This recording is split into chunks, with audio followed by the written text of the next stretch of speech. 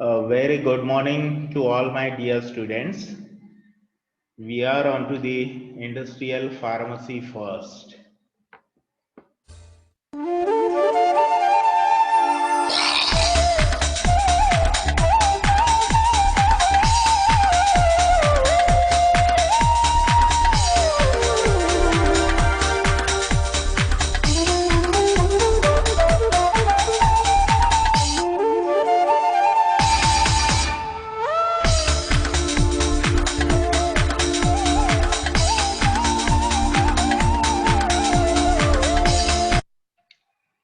Dear students, we are on to the liquid orals.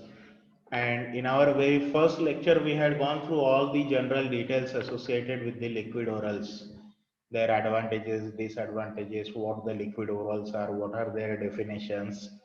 Then further we had gone through the solution, then we had gone through the syrups, and in last lecture, we had gone through the elixirs, right? So the details associated with the elixir, their classification, their advantages, their disadvantages, components of the elixirs, the flavors, colors, preservatives, the methods of preparation, the packaging of the elixirs, all these we already saw in our previous lecture. We had already begun with the new topic which is said to be the emulsion, and while studying the emulsion we had gone through the introductory details, the different types of the emulsions, the definition of the emulsions, right? So all these we already saw. We saw what is the difference between the macro emulsion, nano emulsion, micro emulsion. We saw different theories behind the process of emulsification, like say viscosity theory, wedge theory, film theory, adsorption theory. What these are, what are their details, this already we had gone through. And we were ended our last lecture with our discussion onto the comparison between the emulsion, microemulsion and nanoemulsions are concerned. So we was discussing that as we move from emulsion to microemulsion to the nanoemulsion, there is a continuous increase into the transparency, or as we will move from nano to micro to emulsion, the turbidity that will goes on increasing. This is because of what? This is because of the particle size. The particle size is very small in case of the nano emulsion, then that of the micro, then that of the emulsions. Now if you'll see the types of an emulsions, there are two different types that already we saw. That is the OW type, WO type. OW oil in water type, WO that is the water in oil type. OW in which oil is in the dispersed phase, water is into the continuous phase. WO, the water is into the dispersed phase and oil is into the continuous phase. Now, microemulsion is what? Let's say, for example, for OW microemulsion, we have to start with the WO type of emulsion using a low HLB number of the surfactants. Now, what this HLB scale, what are these number, what they will indicate, we will going to come to know through our subsequent lectures. At this moment, you have to consider that, you have to understand that HLB, it is a kind of scale which will be having values from 0 to 18. And in that, suppose if we are going on selecting the lower values, like say the 3, 4 accordingly, so that will be useful in order to begin with the WO type of emulsion. Then we can go for the OW type of emulsion. Now to this WO type of emulsion, an aqueous solution of high HLB number surfactant is added. What we have to do? We have to begin with the low HLB number. Then to this emulsion, an aqueous solution of high HLB number is of surfactant is added. While stirring, that continuous stirring is carried out, at a certain amount of addition, a gel phase is produced. And further addition of the surfactant solution that will lead to the inversion into OW type of emulsion. Let us say we have to begin, we had started with the WO type of emulsion with the low HLB value, and when we are adding the high HLB value, it will passes through the gel phase and then it will get converted instead from WO type of emulsion, it will get converted into the OW type of emulsion. For WO microemulsion, one start with the OW emulsion stabilized with an ionic or non-ionic surfactant. Right? Again, it is in contrary to the previous one. First, we had started WO, we had converted into the OW. Now we are starting OW and we are going to be converting into the WO type of emulsion. This emulsion is titrated with a co-surfactant and the emulsion passes through a gel phase, after which further addition of co-surfactant results in the production of WO microemulsion. Isn't it? Very simple to understand. You have to keep in your mind either one, then you can go for the very clear with the description of the another one. What will be the uses of pharmaceutical emulsions? Now, if we will see uses, the uses might be in the systemic use that could be taken by oral use, by oral route, and by the for the systemic use. Now, orally these are taken and these are given by means of masking the unpleasant flavor, because it is very difficult to take the preparations with the unpleasant taste, unpleasant flavor, unpleasant odor by the oral route. Or if it is bitter, if it is acrid, then it is very necessary to go for masking this bitter and acrid taste. So it is to be taken by the systemic use by masking the unpleasant flavors. Then the nutritions, like say the triglycerides, the vegetable oils, they can be given. The emulsions, these are given by the parenteral administration. The parenterally, we are giving the nutrition, like say the triglycerides. We can carry out the delivery of drugs which are poorly soluble in water by the emulsions, by the parenteral administration of the emulsions. We can go for site directed delivery of the drugs by using the emulsion by the parenteral route, and the emulsion that can be given in the form of the depot preparations in order to release the drug over a period of time, that is said to be the delayed release, and it is to be given by the intramuscular route. Emulsions can be used locally onto the skin. These emulsions may be of OW type or WO type, which can be applied or rubbed, and as they are viscous in nature, they will offer the emollient property. These are having the greasy property that will enhance its acceptability. The radio opaque emulsions, these are also given, which have long been used as contrast media in conventional X-ray examinations. In order to examine, in order to view the internal organs, these radio opaque emulsions can be given as a contrast media. The examples of the emulsions as a drug delivery system, we can give the diazepam emulsion that will eliminate pain due to crystallization of a solubilized drug following dilution in the bloodstream.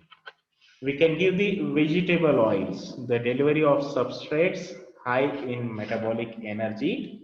They can be given by this way.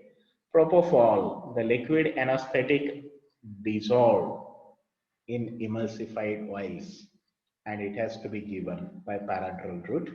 Fluorocarbons, artificial blood substituents. Artificial blood substitutes, these can be given by the emulsion form. Let's go through the advantages of the emulsions. What are the advantages?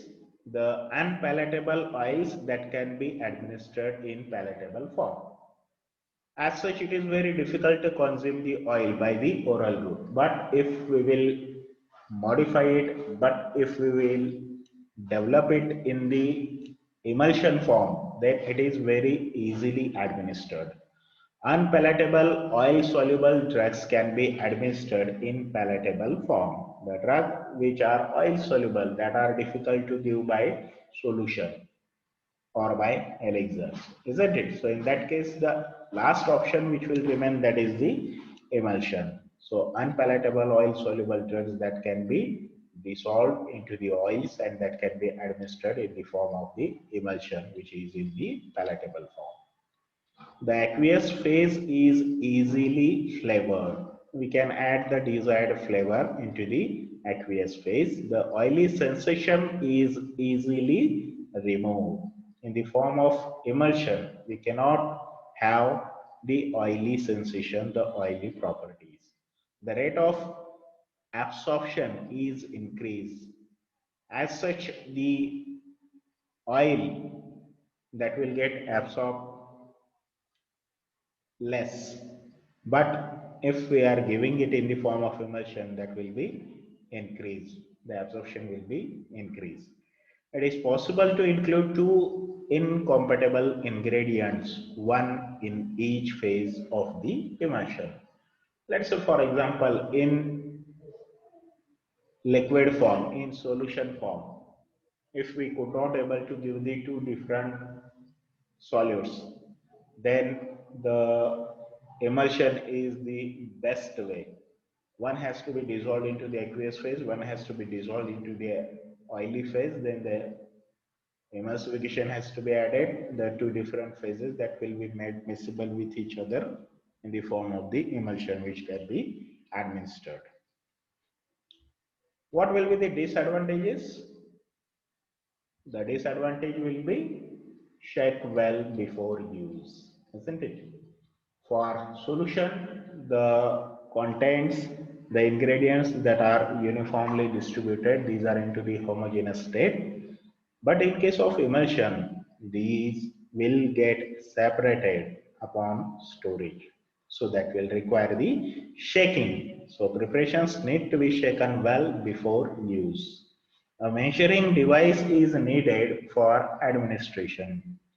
This is common to all kinds of the liquid orals. Without measuring devices, we cannot go for prediction of the dose. A degree of technical accuracy is needed to measure a dose. Right? When we are shaking, it will lead to the foam generation. So if the foam is there, then it is very difficult to measure the required amount of volume. Right?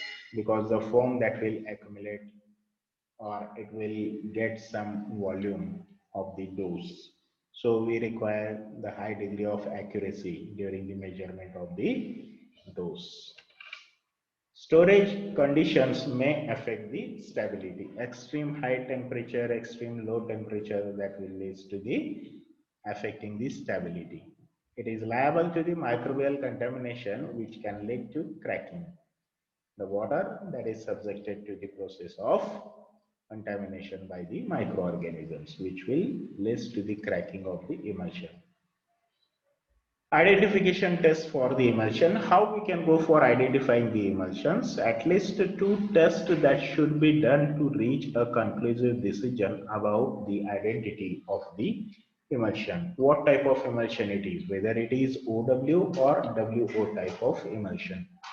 So there are 5 different tests which could be performed in order to confirm the type of an emulsion, and at least out of these 5, the 2 need to be confirmed. 2 need to be done in order to confirm the particular type of an emulsion. So these tests are the dilution test, conductivity test, cobalt chloride test, dissolvability test, and the fluorescence test. Let's go through the dilution test. Now, see, for example, if there is a OW type of emulsion. Now, if we are going to be diluting this with the water, as the water that is in the continuous phase, So no phase change that will occur in such a type of emulsion. Whereas if we are diluting it with oily phase, that will lead to the phase change, right? So you can see in this particular diagram, the first one and the second one. Second one is the WO type of emulsion. And if this type of emulsion that is going to be diluted with the oil, as oil that is in the continuous phase, so there is no phase change. And if we are going to be diluting it with the water, as water is in the dispersed phase, so that will lead to the phase change. Now in this test, the emulsion is diluted with either oil or water. Oil water emulsion can easily be diluted with an aqueous solvent, whereas WO emulsion can be diluted with oily liquid. Second is the conductivity test. Now we know that if we see the oils and the water that is the good conductor of electricity, right? So we just have to place the two different electrodes into the emulsion. And if the emulsion is a kind of OW type of emulsion, if it is connected with the battery, and if the key is switched on at that time, suppose if you will find that the bulb that will glows, that means what? The current is going to be circulated through this. And when this would be possible? This would be possible only when the continuous phase is such which will be having conductor of electricity. And among oil and water, already we told that water is the good conductor of electricity. So because the water is in the continuous phase, the electric current had been passed that will lead to the glowing of the bulb. So when there is a glowing of the bulb, at that time we can confirm that it is the OW type of emulsion. Whereas if it is the WO type of emulsion, then in that case the bulb will not glow. In case of OW emulsion, this test will be positive as the water is in the external phase. And assembly consisting of a pair of electrodes connected to a lamp is deep into an emulsion. So when it is the WO type of emulsion, the lamp glows. When it is OW type of emulsion, the lamp will not glow. Isn't it? Is it clear? Is it true? If it is the WO type of emulsion, that will lead to the glowing of the lamp. If it is the WO type of emulsion, that will lead to the not glowing of the lamp. Is it true? No, this is true, right? So if it is the WO type of emulsion, that will lead to no glowing of the lamp, whereas if it is the OW type of emulsion, that only leads to the glowing of the lamp. That is the conductivity test. Next is the dye solubility test. An emulsion is mixed with a water soluble dye such as amaranth and observed under the microscope. The nature of dye is such that it is soluble in water, right? So we had the OW type of emulsion, the water that is in the continuous phase. And if the continuous phase that will appears red, then it means that the emulsion is OW type. As water is the external phase, water is in the continuous phase, and the dye will dissolve in it to give a red color. Whereas suppose if the scattered globules they will appear red and continuous phase that is colorless, it means what? It means the water that will remains into the dispersed phase, whereas the oil that remains into the continuous phase. So amaranth that is solubilized into the water, it is insoluble in case of the oily phase. So as continuous there is a colorless appearance, that means it is the WO type of emulsion.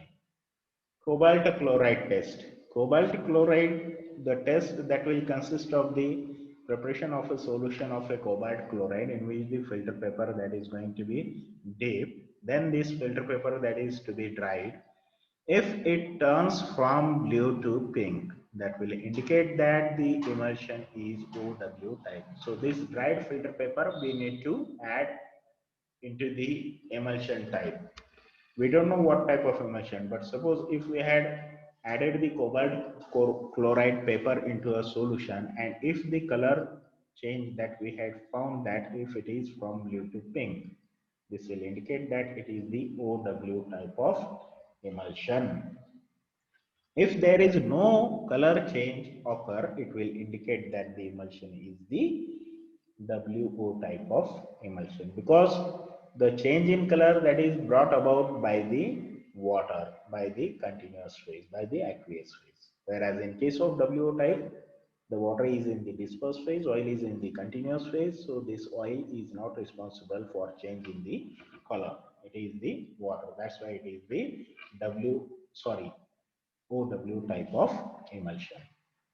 Fluorescence test. Emulsions, they will be exposed to the ultraviolet radiations. If it shows only spotty fluorescence, then it is the OW type of emulsion, because the oils, these will offer the fluorescence. The water will not offer the fluorescence. So if it is spotty fluorescence, then it is the OW type.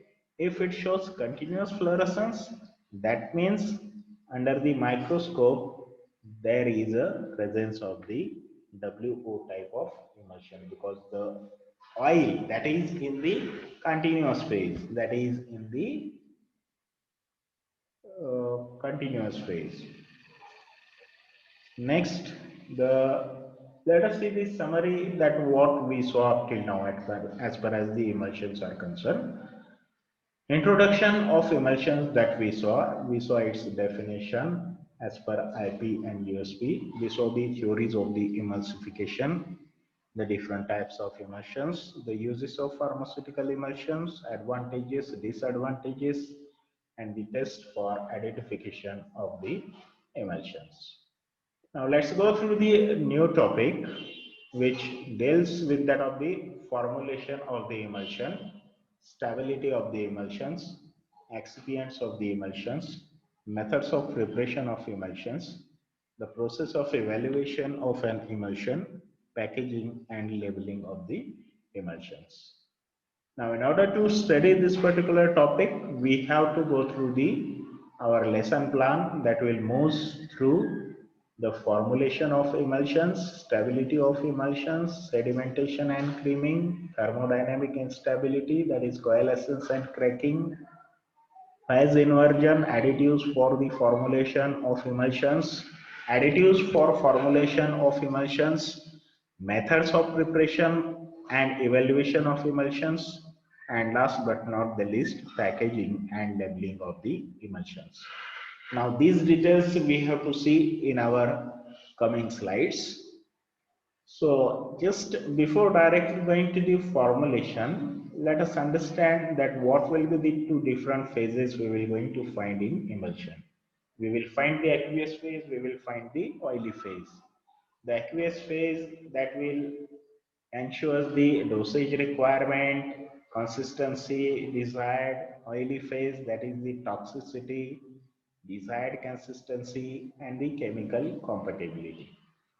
If we see the OW and WO type of emulsion, in case of OW type of emulsion, generally we will find 31 to 45% of the water, and in case of WO type of emulsions, we will find less than that of the 25% of the water.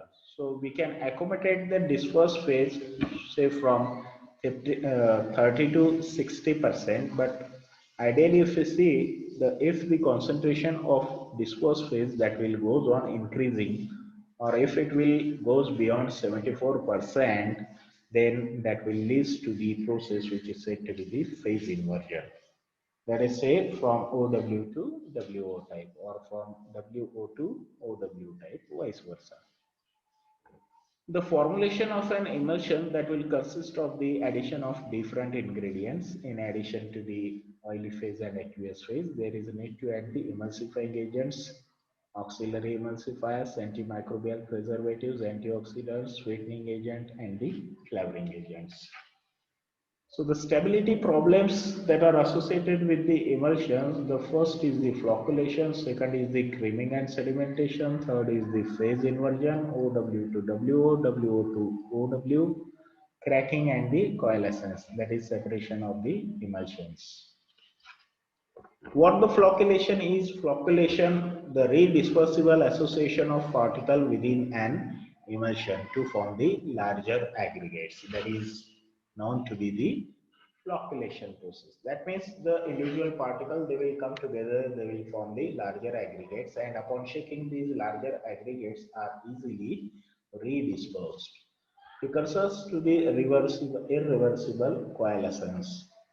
So this will not allow the process of the coalescence.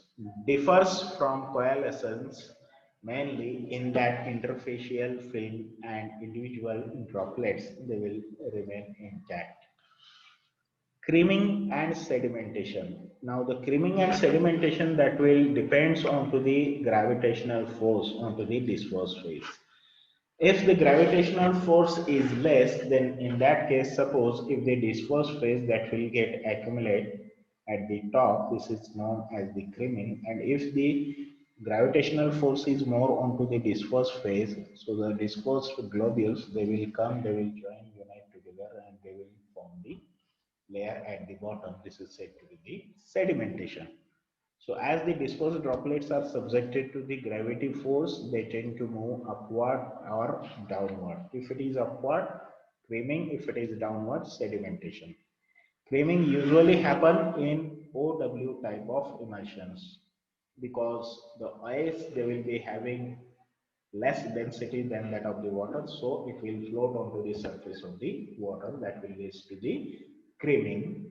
Sedimentation usually happen in WO type of emulsion, right? Because this will goes on sedimenting because of the gravitational pull. Cracking and the coalescence, these are the again stability problem. There is a positive interfacial free energy IFE that will exist between the two phases. IFE is equal to interfacial tension multiplied by the surface area. IFE, that is directly proportional to that of the interfacial tension and the surface area. To enhance their stability, the dispersed droplets come closer to each other and fuse in an attempt to decrease the exposed surface area.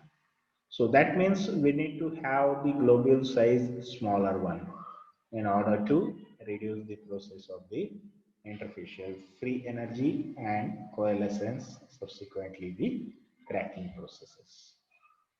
You can see how the process of coalescence that will occur, that will lead to the fusion of two or more droplets of the dispersed phase forming one droplet.